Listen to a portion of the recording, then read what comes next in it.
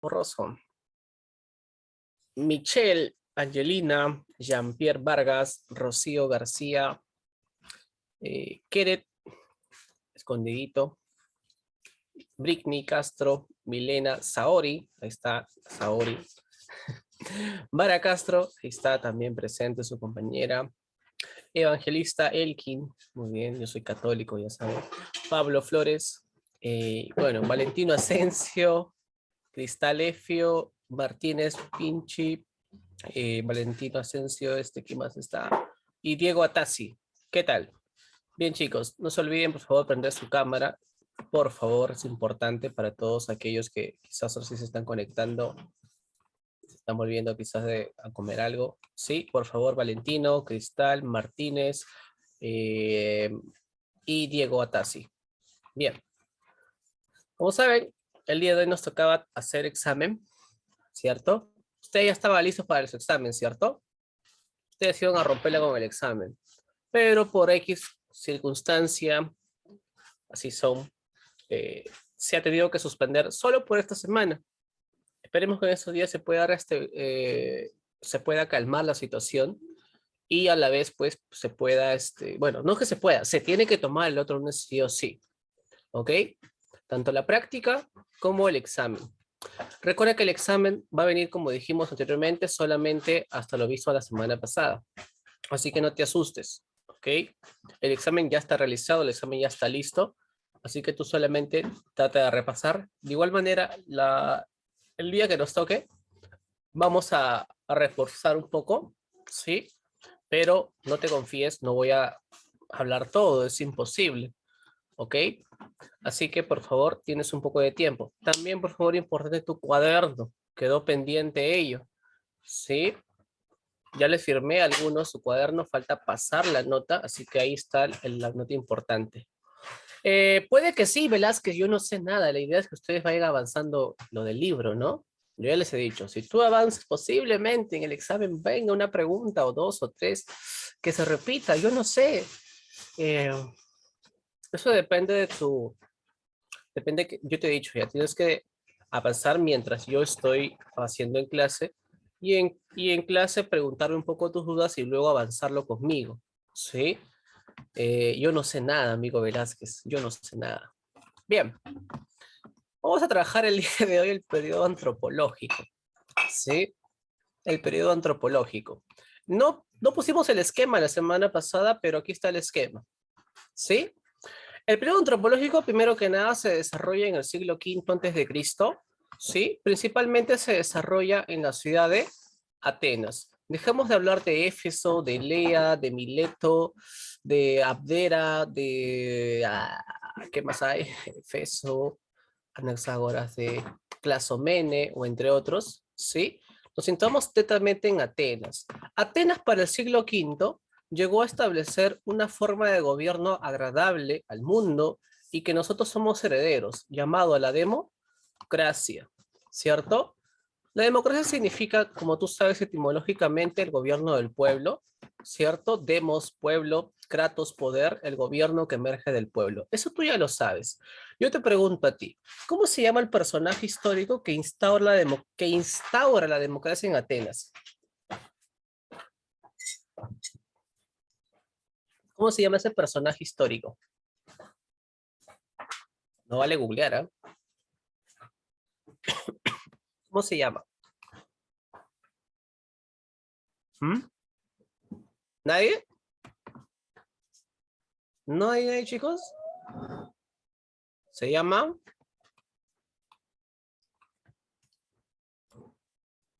Clístenes. ¿Sí? Clístenes es el personaje, es un político, es un aristócrata que instaura la democracia en Atenas, ¿sí?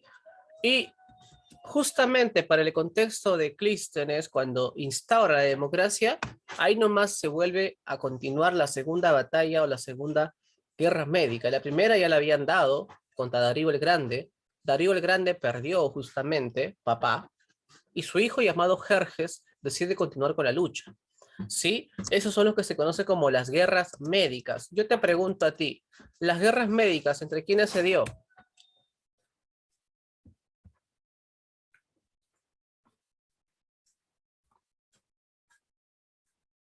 ¿Nada?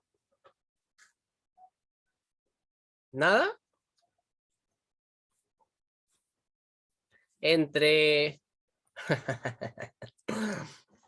entre los... No, no es espartanos. ¿Has visto la película 300? ¿Has visto la película 300? Roma, no, oye, ¿qué tienes? ¿Han visto la película 300, sí o no? Muy bien, evangelista. No sé si habrá sido Google, pero bueno. Grecia y Persia. Los persas, los medos persas, ahí el término guerras médicas. ¿Sí? Persia era pues un imperio asiático, ¿sí? Eh, que en cierto modo pues inició su expansión. Invadió Mileto, de ahí que Atenas reacciona y de ahí la guerra se intensifica. Ganan el primer combate, le ganan a Darío, Darío muere y luego Jerjes toma venganza. En la película 300 aparece Jerjes, ¿no? Y también me parece Leónidas. La película 300 nos cuenta justamente los 300 soldados. Esparta se caracterizaba por formar buenos soldados, buenos guerreros, y eran pocos, y lograron hacer una gran batalla, una gran pelea, siendo pocos, ¿no? Y aquí también participan las demás polis. Muy importante es la participación de Atenas, ¿sí? Al final, quién gana la guerra? ¿Persia o Grecia? Obviamente que la gana Grecia. Por más que Persia les superaba en número a los griegos en general, ¿sí? Los griegos ganaron, ¿sí? Un papel fundamental se lo llevó Atenas, ¿ok? Y luego tenemos siglos, décadas después, tenemos la aparición de Pericles. ¿Quién es Pericles? El que sale acá en la imagen, ¿sí? Tenemos el famoso siglo, ¿de qué? De Pericles. ¿Quién es Pericles, profesor? Pericles es un gobernante, ¿sí? ¿Ok? Elegido por la democracia ateniense. Pericles fue un gobernante, fue un personaje histórico muy importante porque Pericles lleva a su máximo esplendor, a su máxima grandeza, ¿a qué? A Atenas. La lleva a su máximo esplendor, ¿sí? La magnifica, la hace bella. ¿Cómo, profe? Bueno, primero que nada reconstruye Atenas, porque había sido incendiada en la guerra. Reconstruye la Acrópolis, esto de aquí, ¿no? Manda a construir una estatua de mármol enorme de más de 10 metros de Atenea, ¿sí? La viste de joyas hermosas, ¿sí? Es más, él manda a construir plazas o ágoras. En el ágora, ¿sí? Era importante que existan las plazas o las ágoras, las plazas públicas, porque ahí la gente se concentraba a dialogar, a conversar. No de su vida personal, sino de cuestiones públicas o políticas. ¿Sí? También Pericles mandó a construir gimnasios, mandó a construir teatros, ¿sí? En esta época es importante personajes de la tragedia griega como quienes. ¿Cuáles son los personajes trágicos más importantes de Grecia? Vamos, tan bajo literatura. Esquilo, Sófocles y habla. Eurípides, pues, muy bien, Michelle, muy bien, ¿no? Eurípides, es importante justamente estos personajes, y es curioso que aparezcan, es mucha coincidencia que aparezcan en la misma época, ¿sí? Porque Pericles pidió que se culturice la ciudad, ¿sí? No solo la embelleció, también mandó a construir gimnasios, teatros, para que la cultura sea reina, e invitó a muchos personajes ilustres a esta época, ¿no? A su ciudad, filósofos y científicos de su época, eran muy reconocidos. Acá llegó Empédocles, llegó Anaxágoras también, llegó a pasar por Atenas, y a Pericles le gustaba mucho pasar el tiempo con filósofos, le gustaba aprender, le gustaba el conocimiento. Bueno, ¿sí? Ahora, obviamente no todo es color de rosa, ¿no? Pericles fue considerado un gran populista. El cargo de Pericles duraba un año, pero se quedó en el poder más de 20 años. ¿Por qué? ¿Porque hizo cosas buenas? No, porque buscó darle al pueblo lo que quería. Si el pueblo quería más gimnasios, te lo daba. Quería más espectáculos, más shows, te los daba, ¿no? Buscaba satisfacer o saciar lo que el pueblo quería, y eso justamente es lo que en cierto modo genera la decadencia de una ciudad, ¿no? Ser muy liberal en ese aspecto.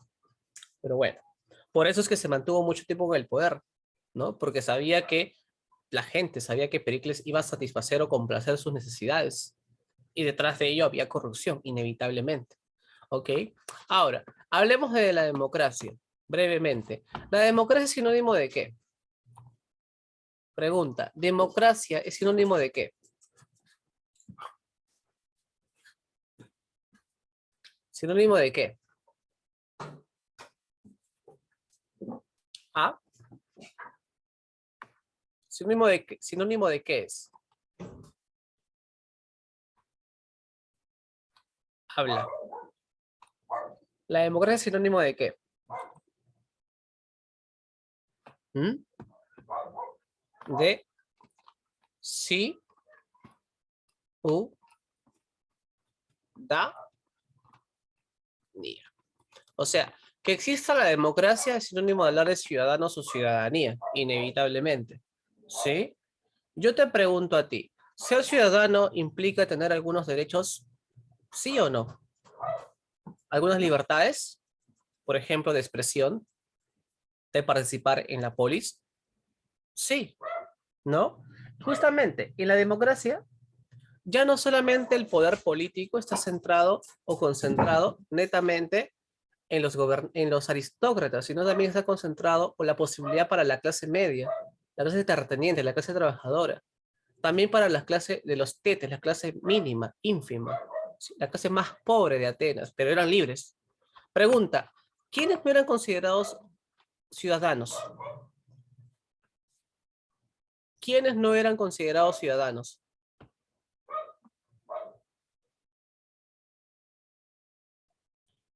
Vamos, ¿quiénes no eran considerados ciudadanos? Los esclavos, los extranjeros o metecos, así se les llamaba así, mira, metecos, ¿sí? ¿Quiénes más? ¿Quiénes más no eran considerados ciudadanos?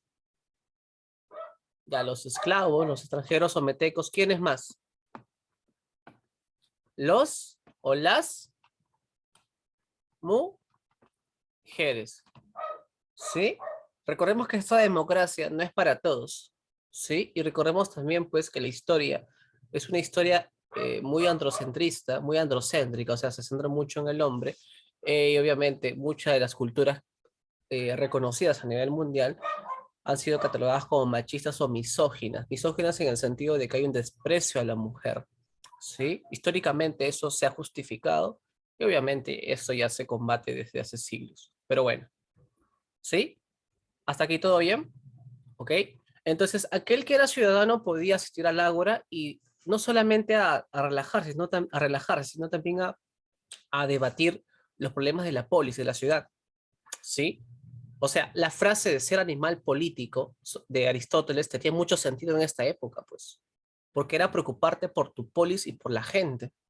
Y acá era posible, ¿no? O sea, no era que estabas preocupado por tu vida, por tus problemas, no. Porque ellos entendían que el problema de la polis es el problema de cada individuo, de cada ciudadano. Es como lo que estamos viviendo ahora, ¿no?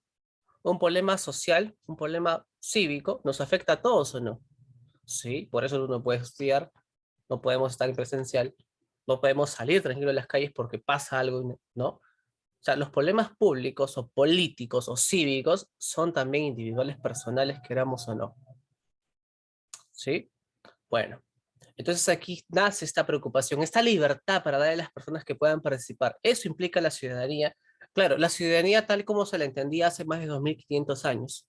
No podemos pensar o exigir que la democracia como era antes era como la que es ahora, ¿no? Con instituciones públicas, poder judicial, tribunal constitucional, Corte Interamericana de Derechos Humanos, no, no a ese nivel, no a ese nivel, ¿sí? Ahora, dentro de todas las reflexiones que puede salir sobre política, sobre historia, etcétera, nace una cuestión muy personal respecto a lo que viene a ser, respecto a lo que viene a ser la virtud. La pregunta central es, ¿cuál es la arete, virtud en griego, del hombre? ¿Cuál es la arete o la virtud del hombre? Pregunta, ¿qué significa o qué se entiende por virtud? ¿A quién llamas virtuoso? ¿A quién tú llamas virtuoso? Virtuoso, ¿a quién llamarías virtuoso tú? ¿Mm? Habla, ¿a quién llamarías tú virtuoso?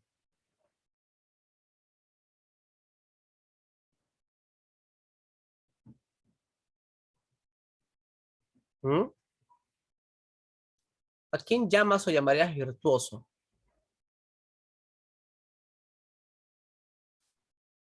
Aquel que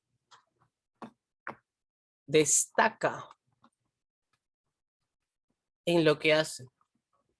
O sea, en psicología lo llamaríamos el habilidoso, el que destaca, el que hace las cosas de una manera efectiva o eficiente.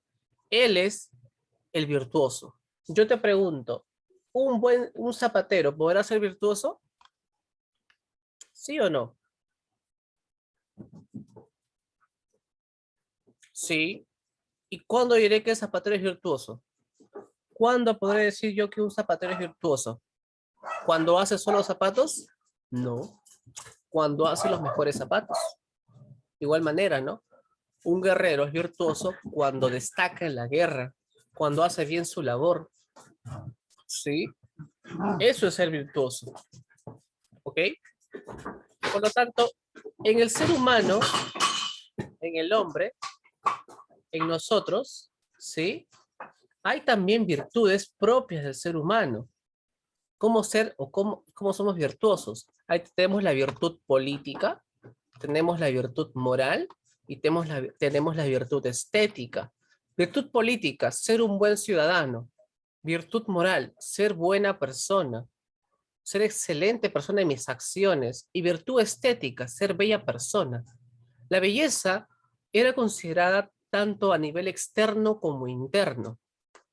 ¿Sí? ¿Han escuchado la frase mente sana y cuerpo sano? ¿Han escuchado esa frase? Mente sana y cuerpo sano. Bueno, en cierto modo tiene sentido en este contexto, ¿no? Porque si cuando uno habla de belleza, tiene que hablar de la belleza tanto interna como externa. Uno no puede cuidar, diría un griego, solo lo externo y descuidar lo interno, que vendría a ser la mente o el alma, y viceversa. De nada sirve que tú cuides o estimules tu alma y dejes de lado tu físico, tu externo. O sea, es un complemento. No puedes enfocarte en uno. Eso sería imperfección. Los griegos creen mucho en la perfección y la simetría. ¿Sí? Bueno, más o menos es esta la, la cuestión sobre la virtud. Una cuestión es si la virtud, ser virtuoso, ¿se nace o se aprende? ¿Ustedes qué dicen? ¿Se nace virtuoso o se aprende? ¿O se logra ser virtuoso? ¿Nacemos o hacemos? ¿Mm? ¿Se nace o se puede ser virtuoso? No sé, no me preguntes a mí, yo te estoy preguntando a ti, Velázquez, ¿qué pasa? Yo soy el profesor, tú eres el alumno. ¿Mm? ¿Se nace o se aprende? ¿Se nace virtuoso o se llega a ser virtuoso? Yo creo que se aprende. ¿Crees que se aprende? ¿Ya?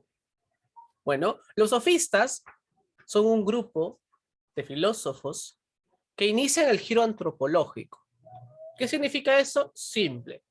En el periodo cosmológico, ¿cuál era el tema central? ¿Cuál era el tema central en el periodo cosmológico? ¿Se acuerdan? ¿El tema central cuál era en el periodo cosmológico? ¿El origen? Claro, por el arjé. ¿Cuál es el arjé del cosmos? ¿Cierto? En el periodo antropológico se deja de lado esa preocupación y los sofistas son los primeros que inician esto. O sea, el giro antropológico significa dejar de lado las reflexiones sobre la naturaleza, sobre el cosmos y empezar a explicar o preocuparnos por el ser humano, por el hombre. ¿Y del hombre qué cosa? Su virtud. ¿Sí? Los sofistas aparecen en un contexto adecuado, pues, Porque si en Atenas la democracia implica que muchas más personas que antes no podían, puedan participar, puedan opinar, obviamente, no todos tenían el privilegio de tener maestros o educadores, ¿sí? No todos tenían ese privilegio. Los terratenientes para llegar a donde están, para ser personas con dinero, tenían que antes trabajar toda su vida y no pasaban el tiempo estudiando o teniendo maestros, ¿no? Los pobres, ¿sí? Los artesanos, los parteros, ¿sí? Ellos tampoco tenían esa posibilidad, toda su vida era más conocimiento práctico, ¿sí? En cambio, los aristócratas tenían esa posibilidad, ese privilegio porque ellos no trabajaban, pero ahora no. Ellos tenían la posibilidad de educarse, de aprender, de viajar, pero ahora no. Ahora todos pueden acceder a la educación en cierto modo. Los sofistas son extranjeros, metecos, ¿ok? Griegos, pero metecos en Atenas, extranjeros, que cobraban por sus enseñanzas, que le enseñaban a cualquier persona, que te podían volver un virtuoso, ¿sí? ¿Tú crees que no has nacido con las posibilidades o las habilidades para ser virtuoso? Te equivocas. Ven con nosotros y te volveremos la mejor persona. Haremos que destaques en cualquier actividad que nosotros queramos o lo que tú quieras, ¿sí? Porque ellos sobre todo se preparaban o formaban para virtud política, ¿sí? Podríamos decir también que los sofistas participaban en los juicios, ¿sí? Convencían a la gente, pero bueno, eso ya será tema de otra discusión, ¿sí? Ahora, muy aparte de que enseñaban historia, religión, pedagogía y demás cosas, sobre todo lo importante es sus enseñanzas para la virtud política. Y era, por ejemplo, la oratoria, la retórica y la erística, principalmente oratoria y retórica. ¿Qué es la oratoria?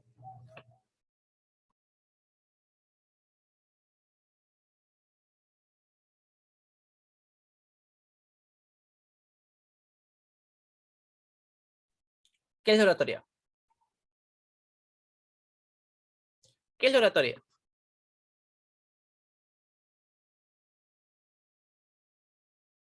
El arte de expresarse. Ya, sí, tiene sentido, sí, como arte, ya. El arte de expresarse, de saber hablar, ¿cierto? Sí. A ver, vamos a jugar. Eh, Varón o mujer, ustedes elijan. Mujer, ya ganó. Este, a ver, ¿quién? Martínez apagó su cámara, ya. A ver, Rocío, participa conmigo, por favor. A ver, veamos qué tal lo haces tú. En el salón anterior dice casi lo mismo, más o menos. A ver, activas tu micro y solamente quiero que hagas esto. Quiero que te presentes, que digas tu nombre completo, tu edad y lo que te gusta hacer. Dale, el escenario es tuyo.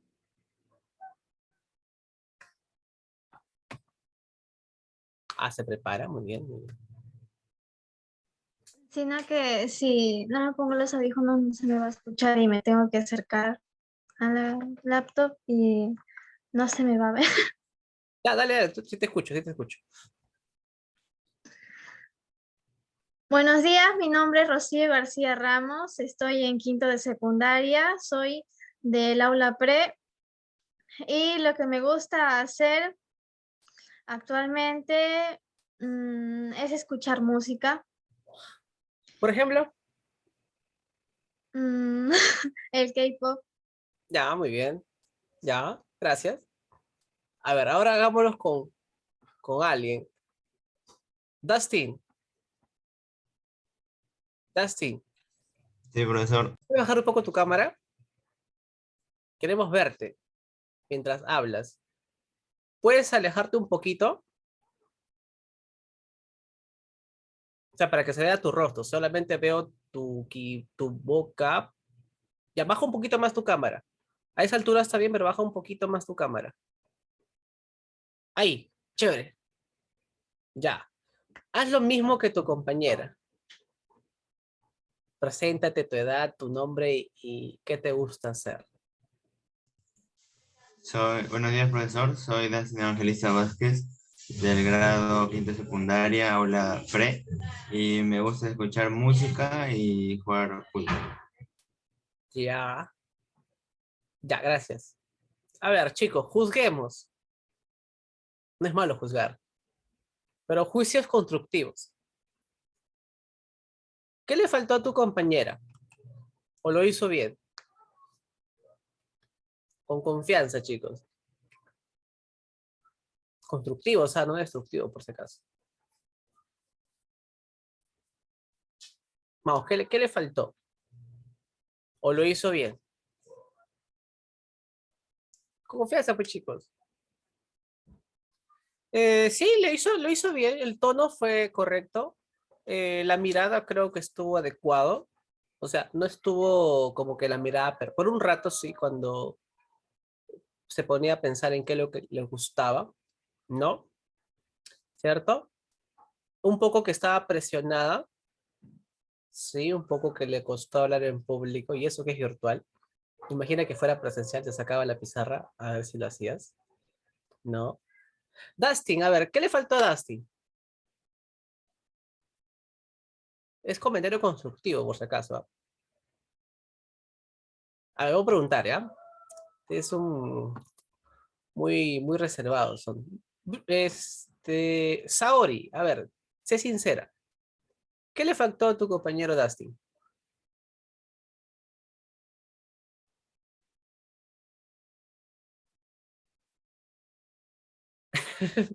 Nada. Ya, a ver, Jennifer, tú te ves con cara de directa. Saori es muy reservada. A ver, ¿qué le faltó a Dustin? Con sinceridad.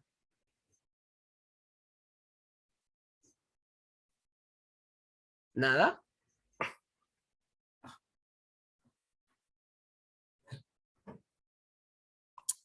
¿Nada? ¿En serio? Ya, a ver, Michelle, ¿qué le faltó a Dustin? Sinceramente. Más entonación, Ya. ¿Qué más? ¿Más pausado o no? sí. Sí, porque no le entendí su nombre. Y bueno, el tono de voz, la mirada y justamente ser pausado, ¿no? Claro. ¿Sí? Bueno, aunque no lo crean, de esa manera, algunos de ustedes han llevado oratoria, no lo sé, pero cuando uno lleva oratoria, ve estos aspectos, ¿no? Estos aspectos básicos que para una persona común como tú y yo no nos damos cuenta, pero cuando se trata de hacer una exposición, cuando se trata de hacer no sé, estar en una conferencia donde tú vas a ser el actor principal o el exponente principal, tienes que mostrar pues buen tono de voz, más allá de la presencia, ¿no? La vestimenta no lo es todo, ¿sí? El buen tono de voz, la buena expresión gestual también. Es importante que los gestos sean mesurados, no pueden ser exagerados, ¿no? A mí, por ejemplo, no me da bien eso de exagerar porque yo soy muy gestual. Bueno, ¿qué más? ¿Qué más? El cuerpo, ¿no? Las manos, por ejemplo, hay quienes no saben qué hacer con las manos. La mirada siempre al frente. O sea, la mirada no puede estar gacha ni puede estar arriba, ¿no? Está bien que tengas pánico escénico, miedo, pero tienes que mirar de frente. Aunque sea, mire la frente, mire el grano a alguien, pero nunca mires para abajo, nunca hacia el cielo, ¿sí? Igual manera, ¿no? Cuando te desplazas, tampoco es bueno quedarse estático. La parada, la posición también es importante, ¿no? Por eso es que la mayoría cuando expone en conferencias, expone sentado o expone en un atrio, una especie de una mesa grande, tipo donde hay un micrófono. Y eso como que permite engañar la posición de tus manos, permite inclinar, ¿no? Y eso como que engaña un poquito al público. Eso es lo interesante, lo bonito. Pero bueno, ¿sí? Ahora, si la oratoria es saber expresarse, ¿qué es retórica?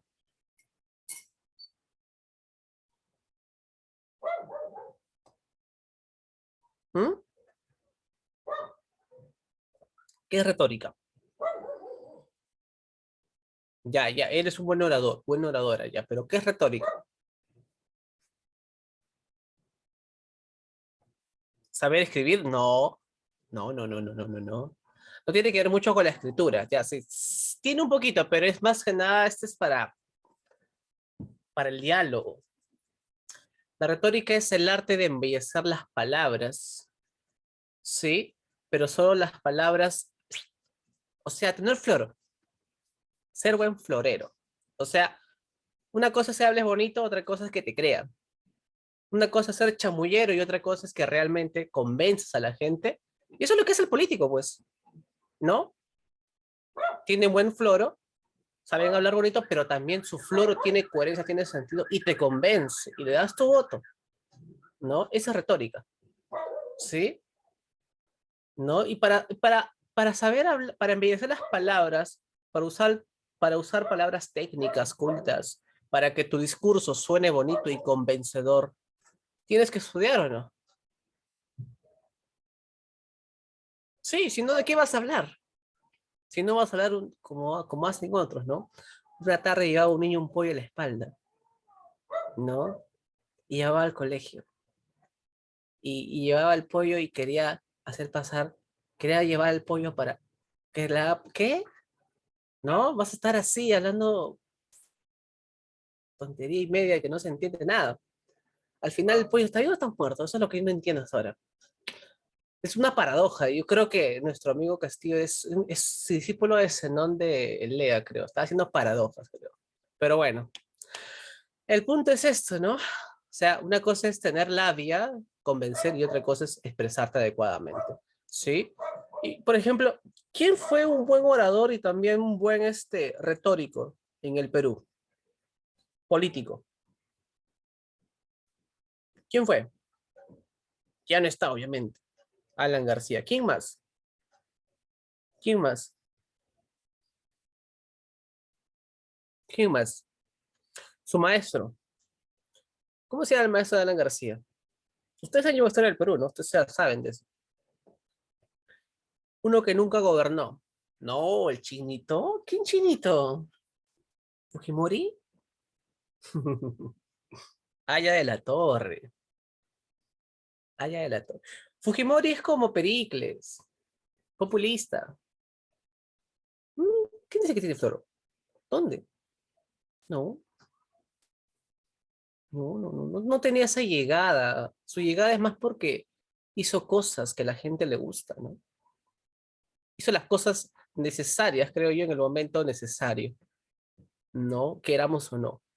Pero no es por floro, no, más bien por control mediático y demás cosas. Pero bueno, ¿sí? Aya de la Torre, ¿no?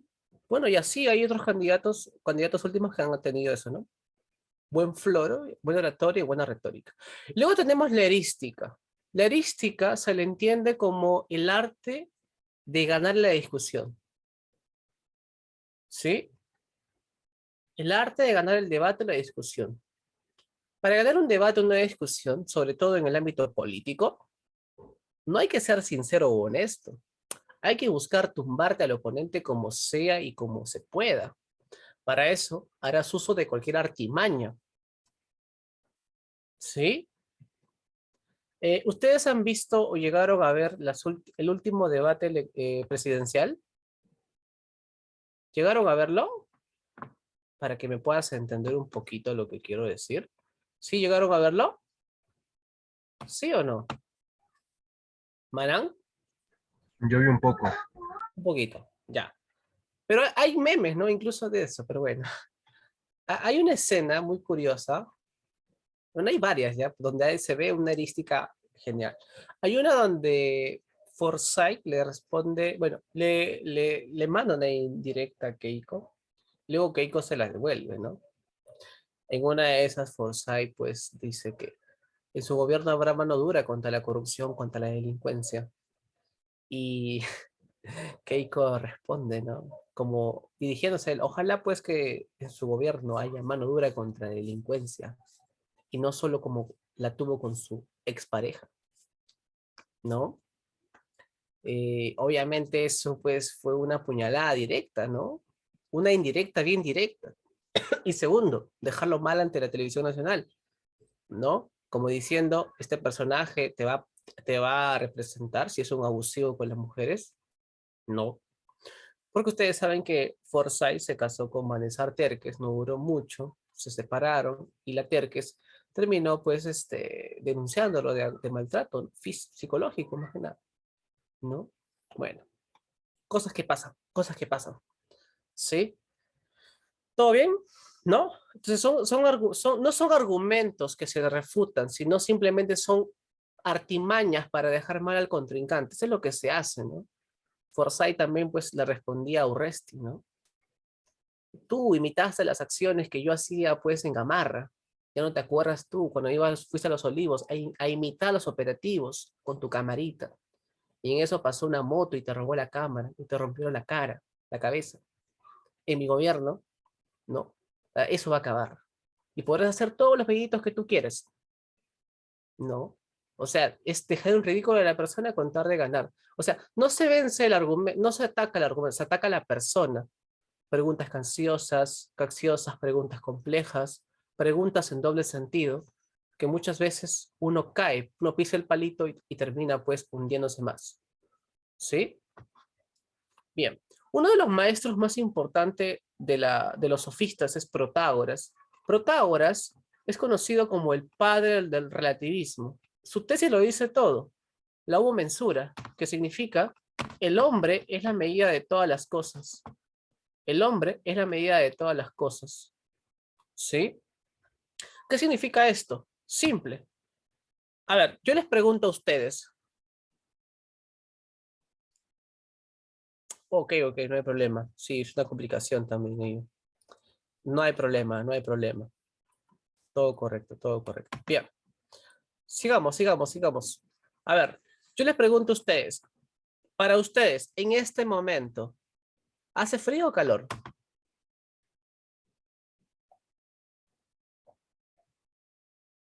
¿Mm?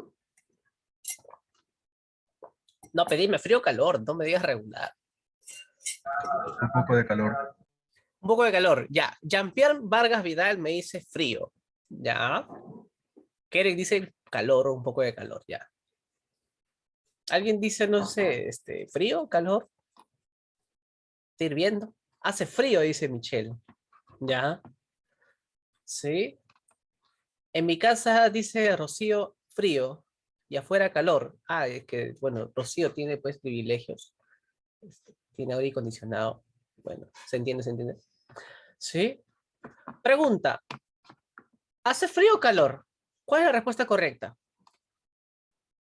Según Protágoras, ¿cuál es lo correcto? Siguiente pregunta. ¿Hace frío o calor? ¿Qué diría Protágoras? Profe, depende pues. ¿Depende de qué? Depende de la perspectiva del sujeto.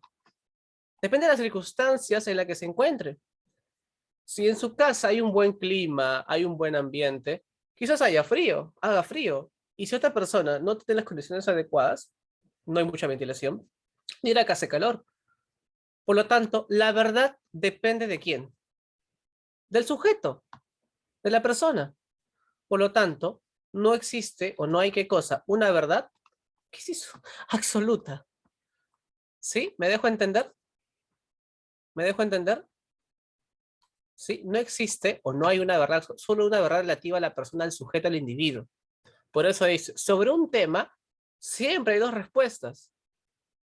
Alguien que dice algo afirmativo y alguien algo negativo. Y ambas son igual de válidas. Ambas son correctas, queramos o no. ¿Sí? Eso es lo que nos dice justamente nuestro amigo Protágoras. Este relativismo nociológico termina siendo un relativismo moral. Por lo tanto, yo te pregunto a ti, ¿robar es bueno o malo?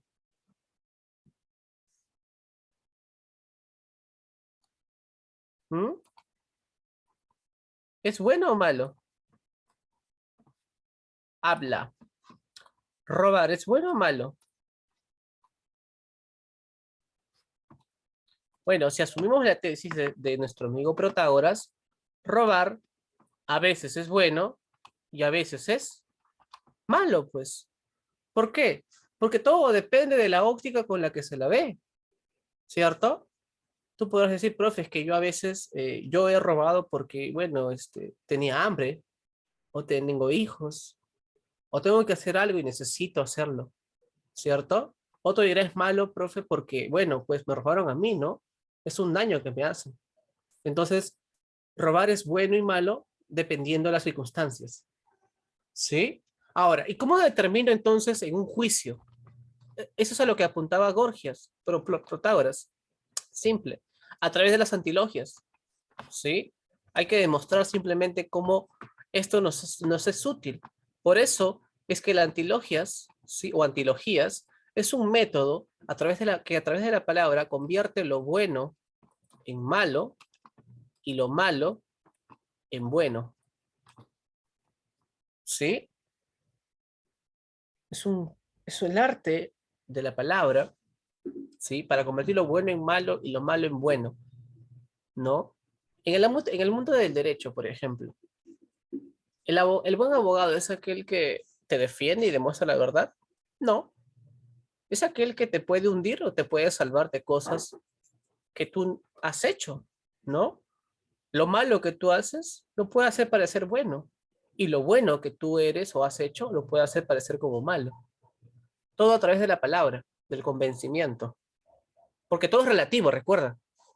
Todo es relativo. La idea es, en este caso, ¿no? En el mundo del derecho, convencer al juez de que tú eres una buena persona y convencer que él es el malo. Simple, se acabó. ¿Se tiene la idea, chicos? ¿Sí? Bueno, en algún momento se cuenta que se le preguntó a Protágoras si los dioses existen o no. ¿Qué dijo Protágoras? No sé.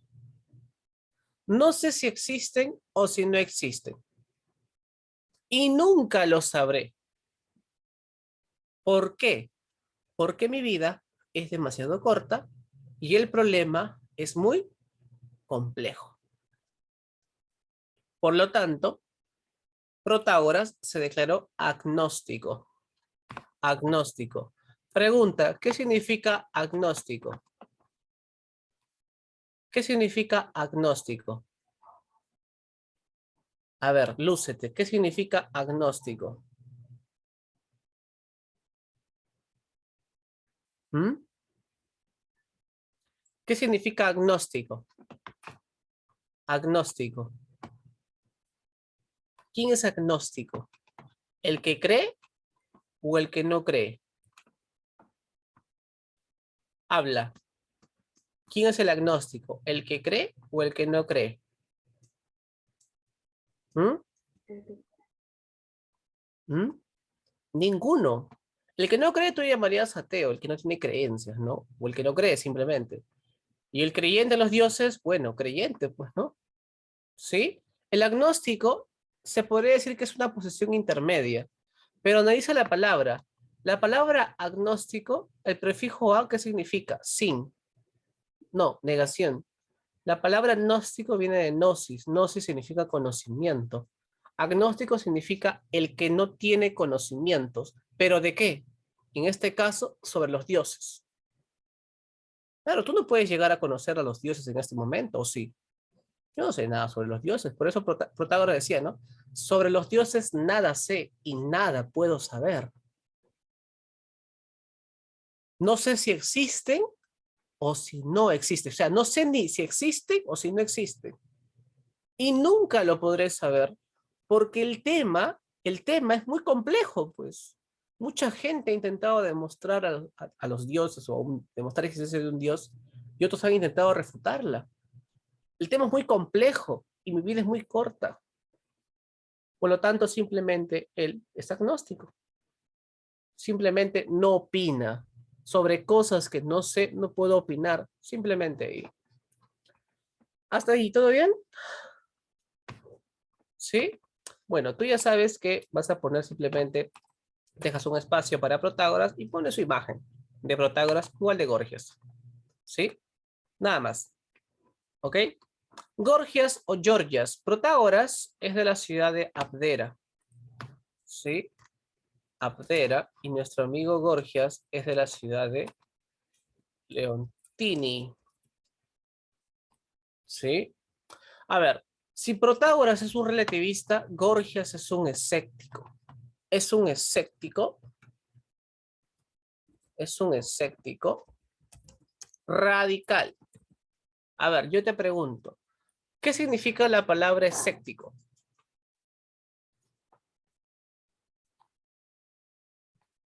¿Qué significa la palabra escéptico?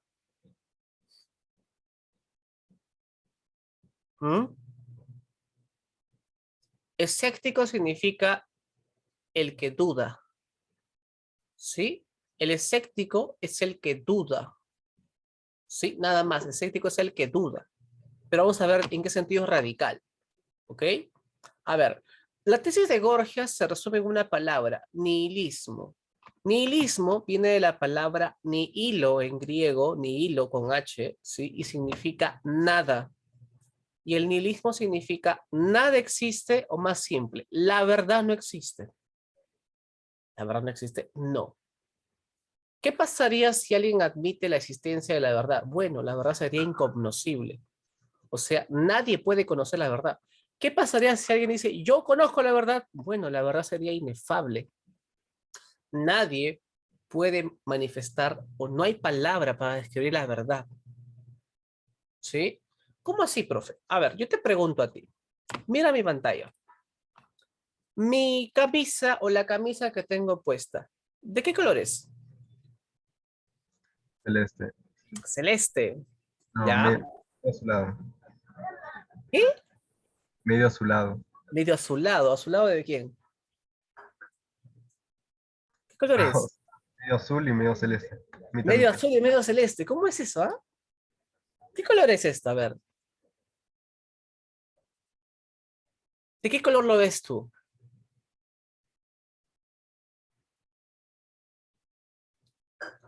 Celeste medio oscura. Celeste medio oscuro. Ya cambiaste la idea. A ver. ¿Qué color es esto?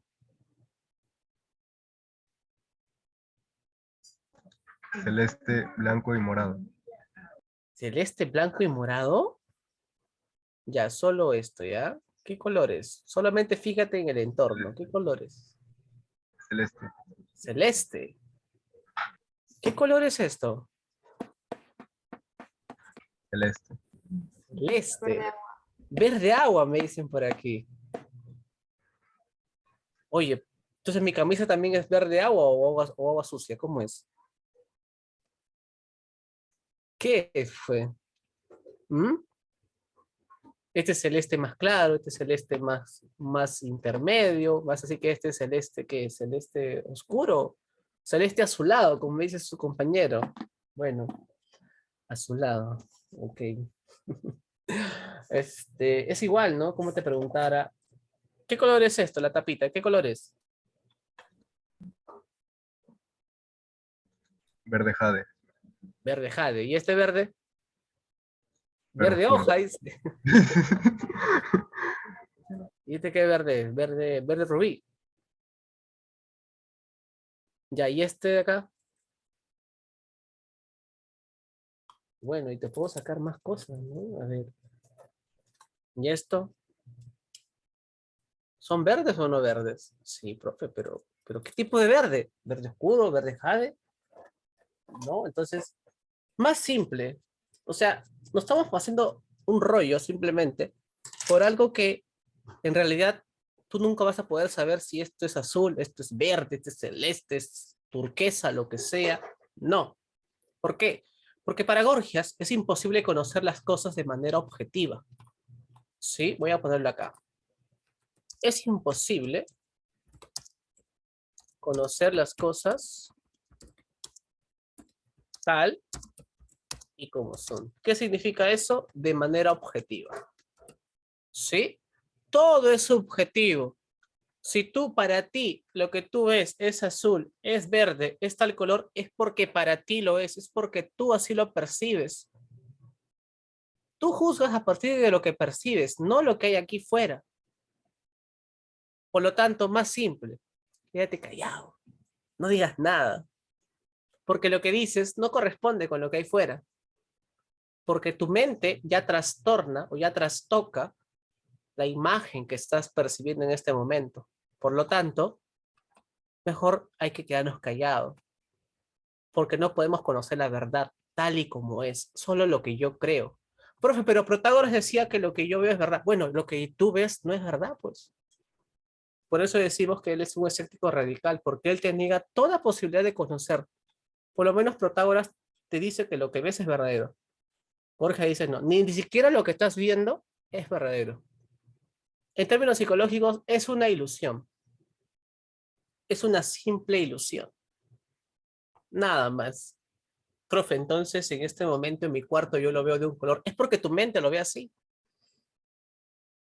Yo veo que mi cuarto tiene forma. Es porque tu mente lo ve así. Pregunta. La semana pasada lo dijimos. ¿La Tierra se mueve o no se mueve? Sí se mueve, pero ¿tú lo ves?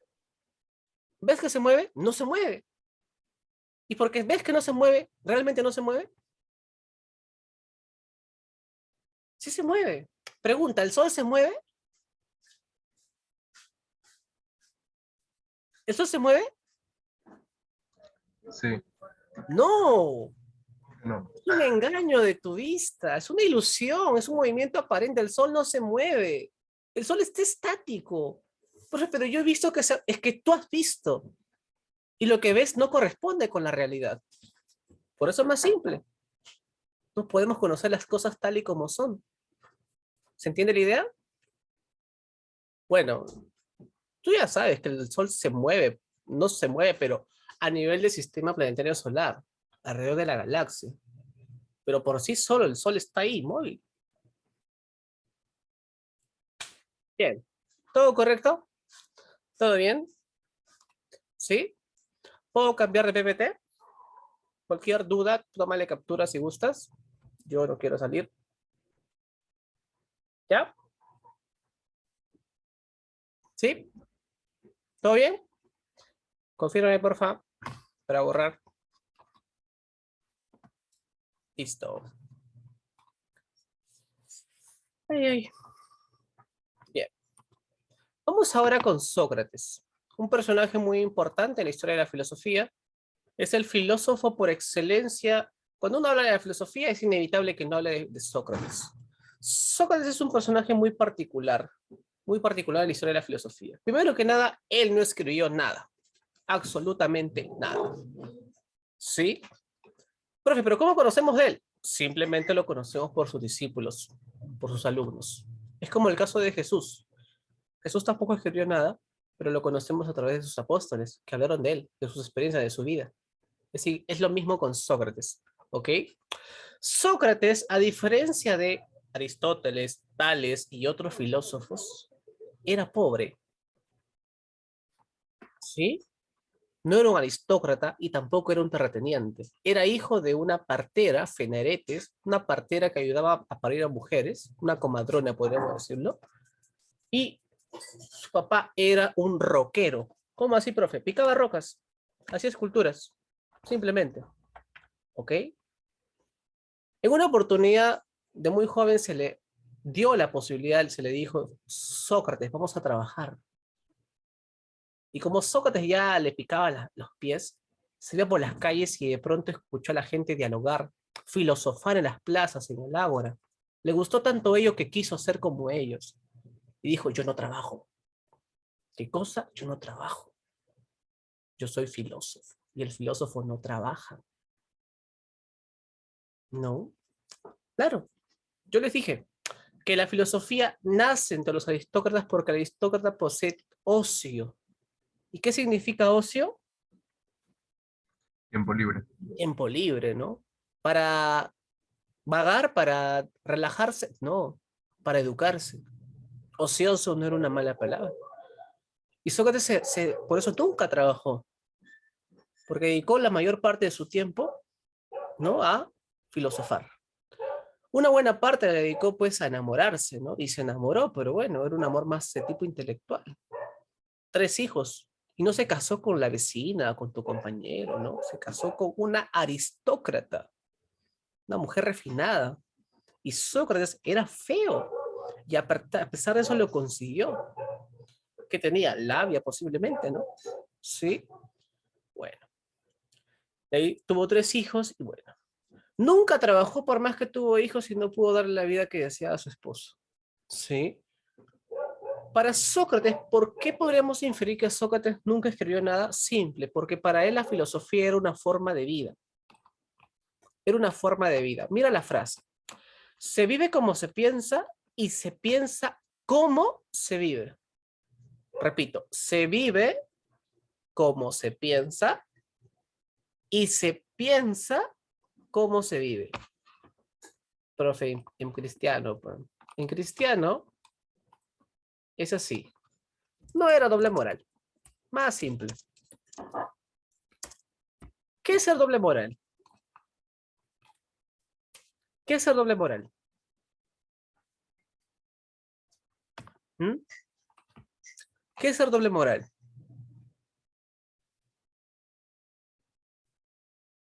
Habla, ¿qué es ser doble moral? Seguro has escuchado.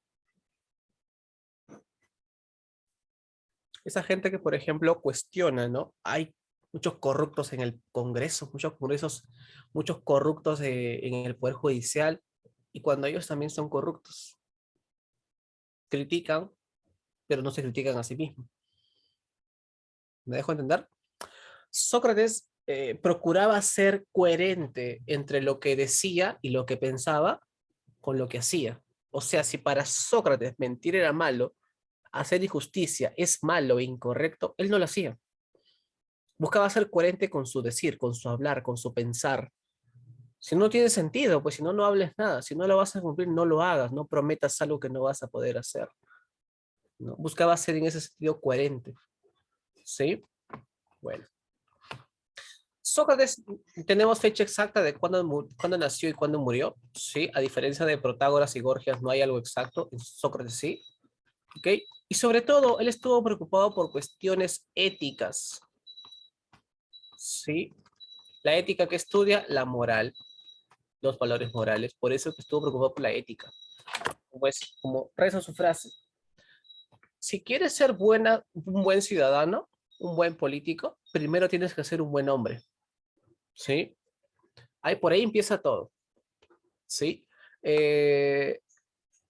Los sofistas sobre todo se preocuparon por la virtud política, Sócrates más por la virtud de carácter ético. ¿Sí?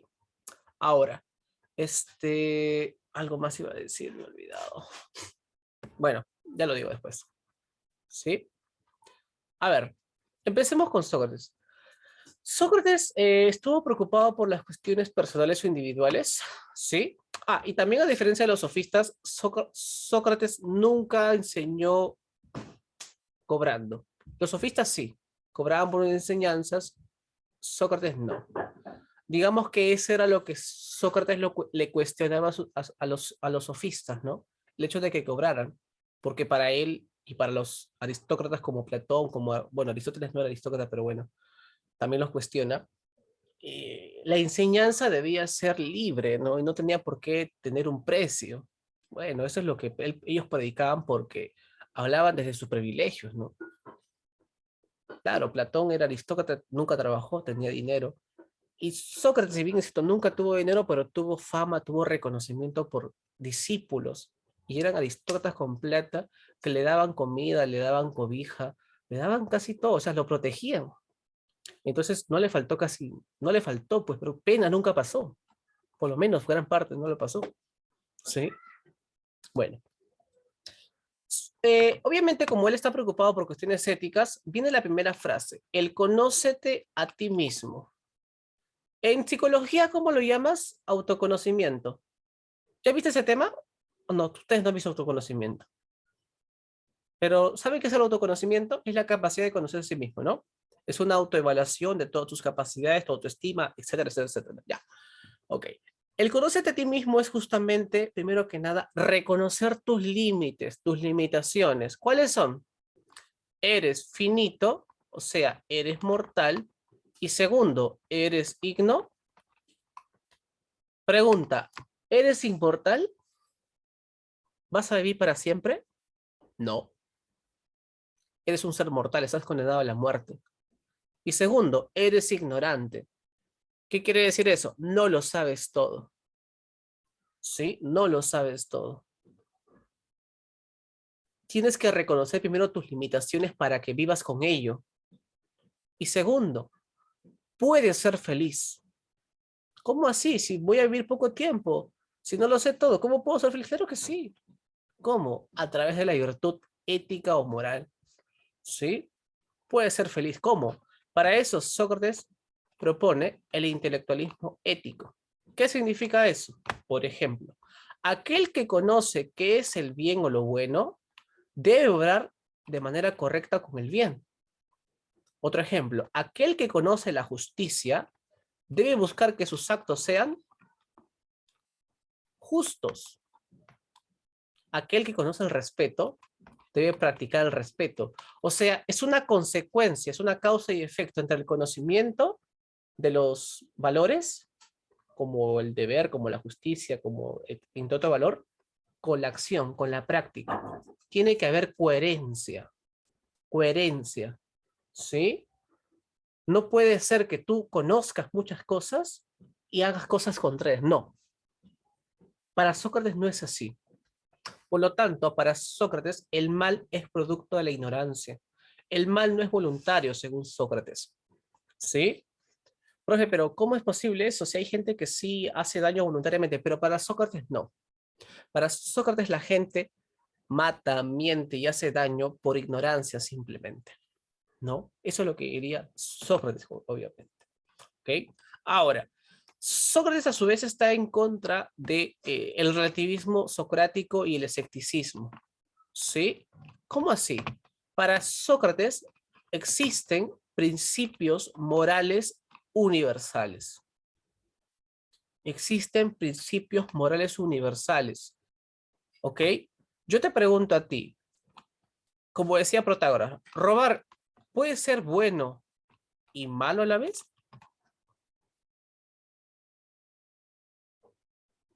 ¿En serio robar depende de las circunstancias? ¿Mm? ¿Qué opinan?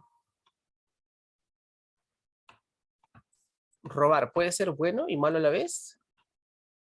Para Sócrates no. No es que robar sea bueno o malo, no es que dependa de las opiniones o circunstancias, no. Robar siempre es malo, como mentir también siempre es malo. Profe, ni una mentira piadosa puedo decir, no, porque ella es malo. Pero profe, no hace daño a nadie, ¿cómo sabes? Sí, robar siempre es malo, mentir, matar siempre es malo. Siempre. No puede ser bueno a veces, no justifiques tus acciones, diría él. Cuando justificas, intentas validar ello. ¿Qué pasaría si la mayoría hace lo mismo siempre? Si aceptamos que la gente valide, que justifique sus acciones, entonces cualquiera haría lo que se le dé la gana, ¿no crees? Y segundo, es malo porque dañas, porque perjudicas a quien sea. Pero es rico, pero no importa, estás haciendo un daño, estás perjudicando a alguien. Por eso robar siempre es malo, no puede ser bueno. Así digas que yo robé para mis hijos, no. Pero él tiene, no. No, y no, y no. ¿Sí? En ese sentido, Sócrates considera de que hay un bien en sí, hay una justicia en sí, como hay un mal en sí, ¿no? No es que dependa de mi interés, o lo que diga tal clase social, o lo que diga tal persona, no. ¿Sí?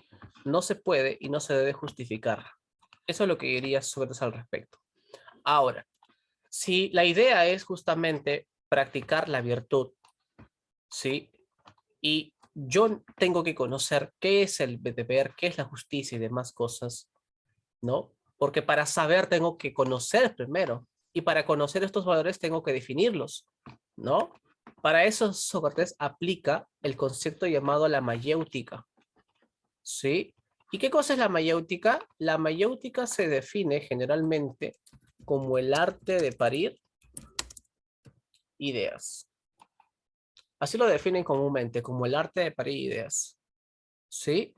Pero de manera técnica, se le puede decir, la mayéutica es un método de diálogo, dialógico por eso. Es un método que consiste en hacer preguntas, alguien responde y se analiza. Pregunta, ¿la mayéutica se puede hacer consigo mismo? habla. La mayéutica, ¿se puede aplicar con uno mismo? No, porque si no, no sería diálogo, pues sería monólogo. ¿Sí? O sea, para Sócrates, fundamental era el diálogo, la conversación, el intercambio de ideas, la lucha de ideas. No es malo discutir, en tanto que haya buena comunicación, una comunicación fluida, ¿no? Una comunicación fluida, sí, una escucha activa, también se le conoce en psicología, es que tú dices algo, te prestas atención y te responde. Hay fluidez. No es que solo te dice y tú solamente, ya. No, no, no es así. ¿Sí? Ok, y la mayéutica constaba de dos partes, ironía de la mayéutica en sí o definición también se le conoce. Una pregunta que una vez se planteó nuestro amigo Sócrates, esto se cuenta por ejemplo en la República, es la pregunta ante la justicia. ¿Qué es la justicia? Y uno de los interrogados responde así, la justicia es darle a cada quien lo que corresponde. Es darle a cada quien lo que corresponde. Eso es lo que dice Céfalo, por ejemplo, y luego lo continúa Glaucón, su hijo. Así que Sócrates muy vivo, porque recuerda que él hace la pregunta, luego le responden, ¿cierto? Y luego él analiza, ¿sí? Y viene la ironía, burlescamente, ¿no? Irónicamente le dice, o sea que la mayéutica es, pero la justicia es darle a cada quien lo que corresponde, ¿ya? A ver, yo te pregunto a ti, aquel que es mi amigo, ¿cómo debo tratarle? ¿Cómo que le corresponde que lo trate? Vamos, les pregunto, aquel que es tu amigo, ¿cómo lo tratas? ¿Cómo deberías tratarlo? ¿Cómo pues? ¿Con amabilidad o no? ¿Con respeto o no? Bueno, sí, ¿no? Porque es tu amigo, porque es alguien cercano. Pero aquel que es tu enemigo, aquel que no te cae, ¿cómo debes tratarlo? ¿Con afecto, con cariño? ¿Sí? ¿Con eso? No, ¿verdad? Todo lo contrario, ¿o me equivoco? ¿Sí o no? ¿Qué pasaría si un día tu amigo te pide un favor? No creo que te niegues, pero si un enemigo te pide un favor, ¿le ayudas o te niegas? Sinceramente. Aquel que te cae mal, que te cae chinche, ¿le ayudas? Sé sincero. ¿Mm? ¿Sí o no? ¿Le ayudas o no? Habla, pues.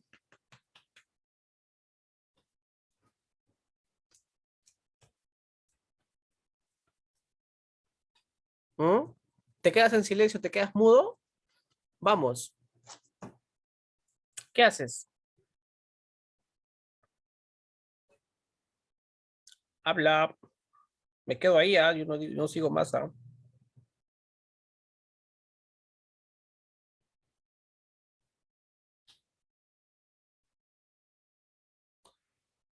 Me quedo ahí entonces. No quieres hablar. Habla, ¿sí o no? Uy, caramba, caramba. Bueno. Sócrates diría justamente, ¿cómo diría? Bueno, normalmente uno respondería que no, que simplemente no haría nada.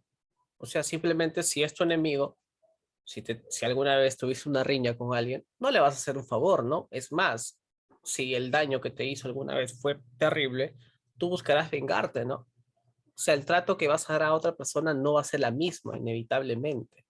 Creo que el afecto y el rencor juegan un papel muy fundamental, ¿sí? Por eso, es ahí donde viene la ironía. Y la pregunta es, ¿y eso es justo? O sea, justicia es solamente hacerle favores a alguien que te cae bien y el que te cae mal no le haces favor. ¿Eso es justicia? ¿Ayudar cuando es tu amigo y no ayudar cuando no te cae bien? Entonces ahí la persona que intenta refutar o que da la primera respuesta se da cuenta de lo que dijo y en cierto modo intenta cambiar su respuesta. Cambia su respuesta, ¿no? Todo el diálogo se basa en eso. Todo el diálogo socrático que él tuvo con otras personas se basa en ello, netamente.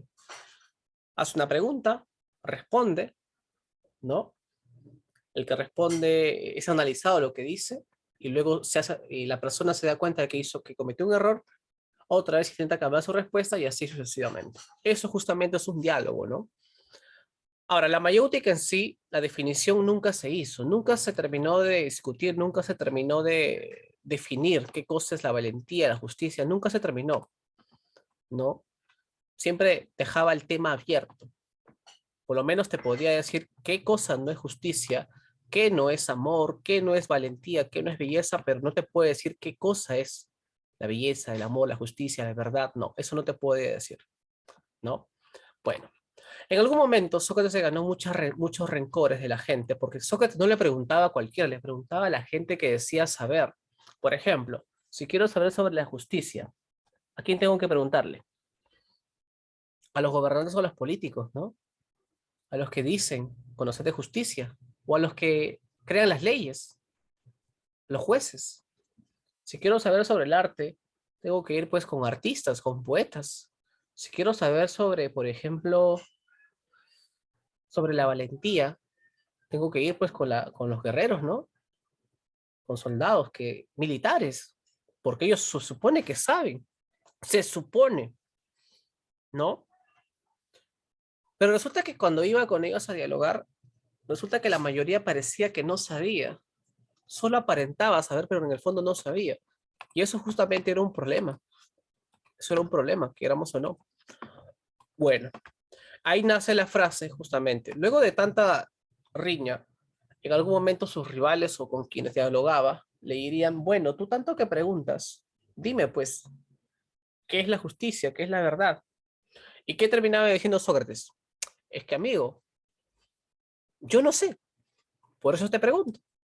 Ahí nace la frase, solo sé que nada, solo sé que nada sé. ¿Sí?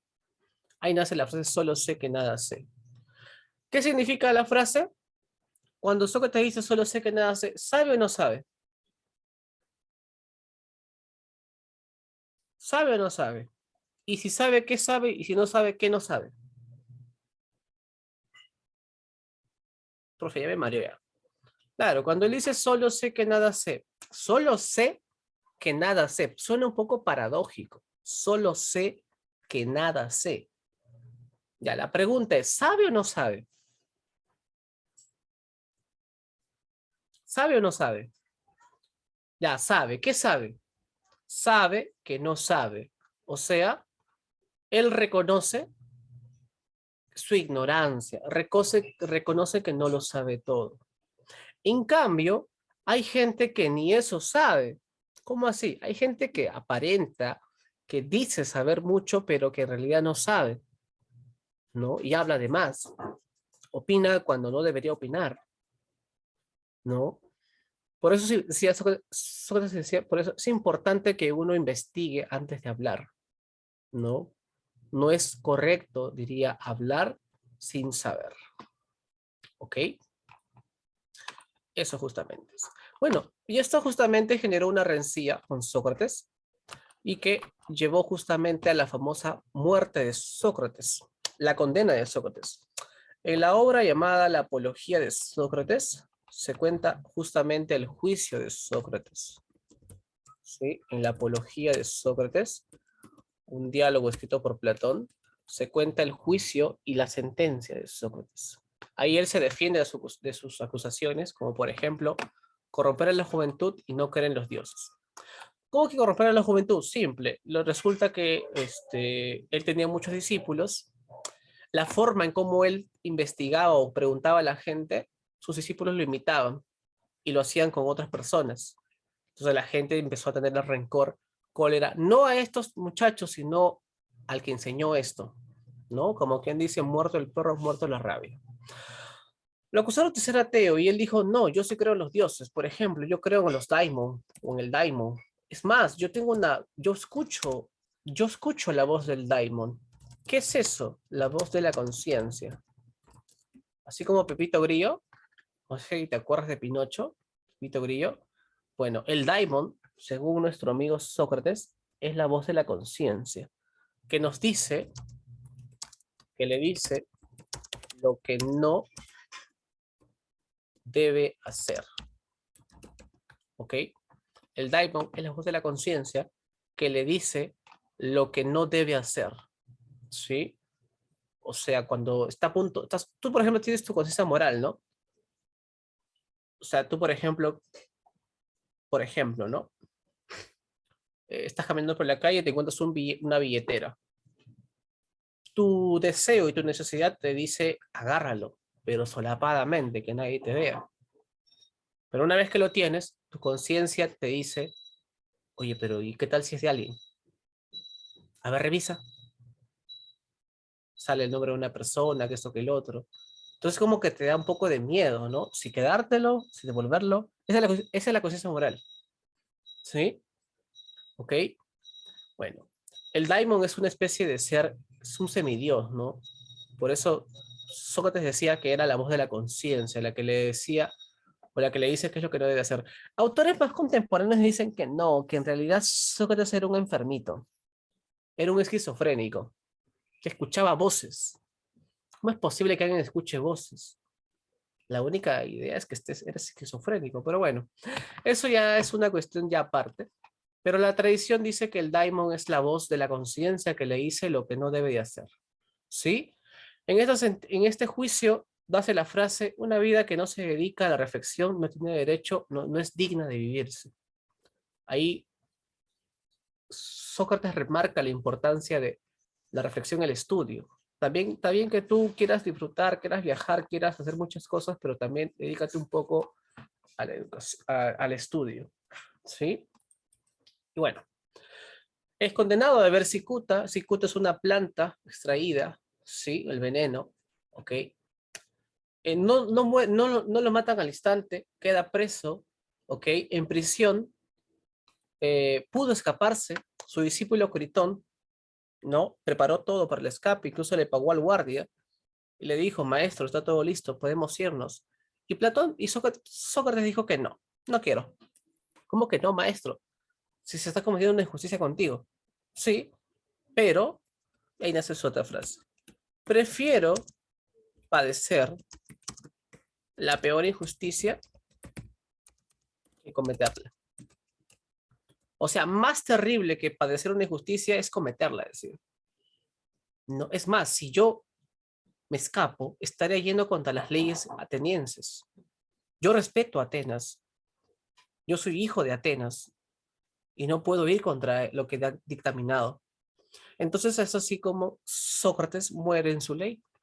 Días después, en el Fedón, otra obra de Platón, se cuenta los últimos momentos de Sócrates, incluso su último diálogo, debate con sus alumnos sobre la inmortalidad del alma, ¿sí? Y ahí pues viene el momento de tomar la cicuta, se lo toma, el veneno empieza a subir por sus piernas, poco a poco por su cuerpo, hasta que muere, queda con los ojos abiertos, ¿no? Otro discípulo se le acerca y simplemente le cierra los ojos, y con eso es el fin de la historia de Sócrates. Una vida muy amplia, muy diversa. Obviamente aquí no se puede contar todo. Bien, chicos. ¿Hasta aquí alguna duda? Lo que nos enseñó Sócrates en cierto modo es que es importante preguntar constantemente, ¿no? O sea, por más que haya poderes, haya personas que establezcan una verdad o lo que sea, él justamente es el ejemplo, el modelo de filósofo, porque la filosofía es eso, es diálogo y también es preguntar, cuestionar. Y él se atrevió a cuestionar la decadencia de Atenas, porque Pericles, como te dije al inicio, llevó a su máximo esplendor a Atenas, pero también fue el causante de su decadencia, ¿no? Toda la corrupción. Para el año 431 se da la famosa guerra del Peloponeso. A los 2 años muere Pericles y con ello hay un caos en el poder político. Esa guerra dura 27 años, guerra innecesaria por la codicia de Pericles, por querer controlarlo todo. Y al final gana Esparta, ¿sí? Esparta gana la guerra, pero nada es igual. 404 acaba la guerra, pero ya la crisis política ya está. Sócrates muere en el 399 y Platón ya vivía por aquí. Platón fue discípulo de Sócrates. Cuando muere nuestro estimado Sócrates, él tenía 27, 28 años. Entonces a Platón le va a afectar directamente esta realidad política, moral y también pues lo que le pasó a su maestro, ¿no? Bueno, eso ya lo veremos la siguiente semana. Bien, chicos. Hasta aquí entonces, si no hay ninguna duda, podemos terminar entonces. Bien, no se olviden, por favor, importante para la siguiente semana, falta tomar la práctica y también pues poder avanzar el examen. Ya saben, repasen. De igual manera, la siguiente semana hacemos un repaso. Sus cuadernos también, por favor. Sí. Ya falta solo pasar las notas y eso sería todo por lo menos hasta la siguiente semana. Dime, Velázquez. Profesor, los marcos del cuaderno tienen que ser celestes, azules o rojos. Marco, ¿te refieres a...? Lo que marca pues las hojas, horizontal y vertical. Ah, Lo que va a la esquina de los cuadernos, como para Pero- resaltarlo. ¿eso para poner filosofía? No, los marcos fue la, donde ponemos las líneas de los extremos del cuaderno. Cuando pones qué, no te entiendo. A ver, un ratito, un ratito. A ver, explícame en español, por favor. No, Esto, Marco.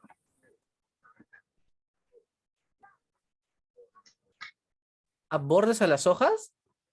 marco. Marco, yo no he pedido marco. ¿Es obligatorio eso? Depende del profesor.